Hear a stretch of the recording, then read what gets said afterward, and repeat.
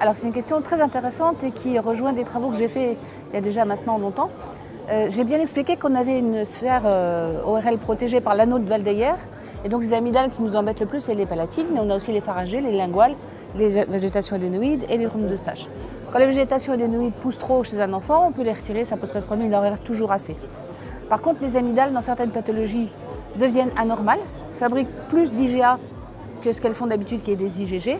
Et ça se traduit par une maladie rénale, qu'on appelle la néphropathie à IgA, où les IgA qui sont fabriqués par les amygdales descendent dans le rein et restent coincés dans le rein. C'est une maladie qu'on détectait à l'époque à l'armée chez les jeunes gens d'une vingtaine d'années. Et nous, on a montré que si on retirait les amygdales de ces gens-là, ils guérissaient. Donc on a fait beaucoup de travaux sur ça. On a montré effectivement ce déséquilibre de la production des IgA dans les amygdales. Et dans ce cas particulier, l'amygdalectomie guérit la néphropathie. C'est quelque chose qui est maintenant réalisé de façon courante, je pense, en Chine et au Japon, où ils ont bien compris. Mais en France, le message n'est pas passé.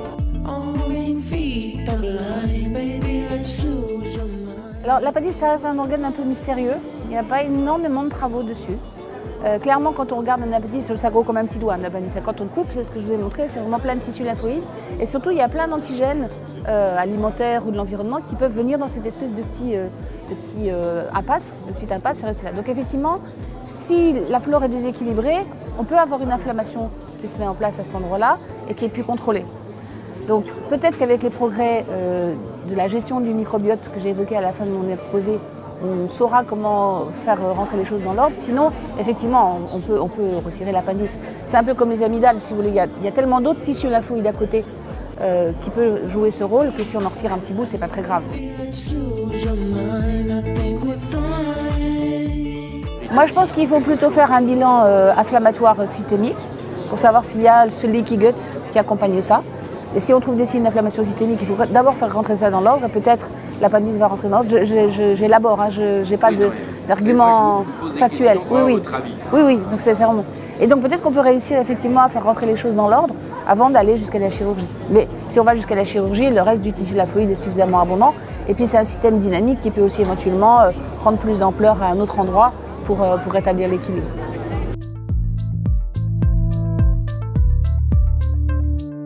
Alors ça dépend de l'origine, de l'étiologie de l'éosinophilie. Si c'est parasitaire, si c'est vraiment un point de départ muqueux, je pense qu'il y a d'abord une éosinophilie tissulaire, puis une éosinophilie sanguine. Après, dans les syndromes hyperéosinophiles, on peut avoir une hyperéosinophilie sanguine sans forcément d'augmentation dans les muqueuses, mais on peut avoir une accumulation dans certains tissus, comme dans le cœur, où ça peut devenir pathologique. Donc c'est vraiment totalement dépendant de l'étiologie. Et dans les syndromes hyperéosinophiles systémiques, en fait c'est une maladie des lymphocytes T. Il y a un clone T qui prolifère, qui produit de l'IL5. L'IL5, ça fait pousser les éosinophiles et donc on a une éosinophilie, qui est une maladie qu'il faut vraiment prendre en compte parce que ça peut être grave. Alors c'est des vénules à haut endothélium, high endothelial venules. Donc c'est des vénules postcapillaires. Donc on a un capillaire qui est tout petit, tout fin, et après il se transforme en vénule qui est aussi toute fine et puis qui va grandir pour le réseau veineux. Et ces vénules postcapillaires particulières, elles augmentent la taille de leurs cellules endothéliales, qui deviennent toutes rondes, comme des perles, qui sont couvertes de molécules d'adhésion et qui donnent un tuyau dans lequel les lymphocytes qui recirculent peuvent s'accrocher. Et donc ils s'accrochent et ensuite ils passent à travers par diapédèse. Dans la réaction inflammatoire. On est alors on est d'une part dans la recirculation physiologique des lymphocytes qui sortent des plaques de Peyer, des nucléocytes solitaires et qui recirculent partout, y compris dans les ganglions. Et en cas de réaction inflammatoire dans un tissu qui normalement n'est pas infiltré par des leucocytes, on peut avoir une dédifférenciation ou une différenciation en HEV pour faciliter l'afflux des cellules dont on a besoin.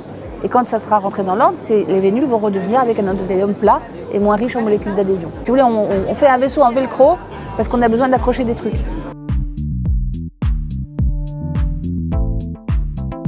L'antibiotique, il y a des colicines. Le Escherichia coli est très très doué pour faire le nettoyage autour de lui. Et donc c'est des antibiotiques qui font partie de tout un système de défense qu'on ne connaît pas très bien, qui a été un peu étudié par le Strasbourgeois qui a eu le prix Nobel, qui s'appelle un prix Nobel, Jules, ça va me revenir. Et en fait, il y a tout un tas de molécules de l'immunité innée qui est utilisée par des espèces moins développées que nous et qu'on a gardé à l'intérieur d'un certain nombre de choses. Par exemple, les défensines sont des molécules qu'on a dans les polynucléaires neutrophiles, mais qui sont dans la salive des vaches, par exemple. Les cécropines, c'est des molécules qui sont sur la carapace des insectes, et on en a aussi un petit peu dans nos polynucléaires. Donc il y a des choses comme ça qu'on a gardées, qui sont des outils extrêmement efficaces pour se défendre des signaux de danger.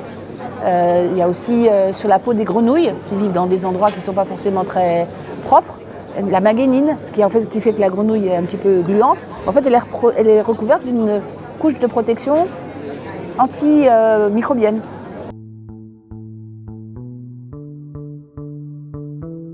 Les chiffres, c'est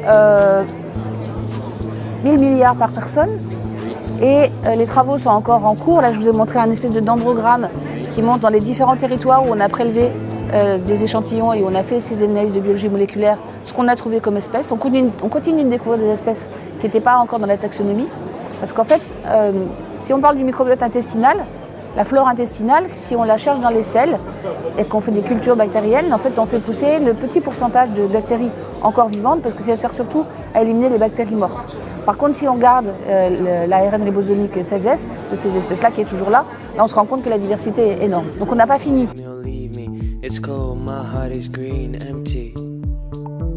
Oui, mais c'est en train d'être extraordinairement spécialisé, ça. Moi, j'ai surtout parlé... ce que je voulais surtout faire passer comme message, c'est qu'on a un bon microbiote qu'il faut favoriser, qu'il est capable de gérer le mauvais microbiote qui pourrait éventuellement être pathogène. Et après, en fonction des déséquilibres qu'on observe, ça va être effectivement associé à des pathologies. Mais là, c'est un domaine qui était trop vaste pour être abordé là.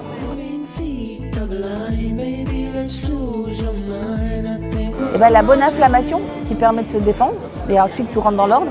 Et au bout du compte, on essaie que ça soit toujours harmonieux. Mais il faut des deux. Il faut pouvoir se défendre et il faut pouvoir se protéger. Et on essaye de faire les deux.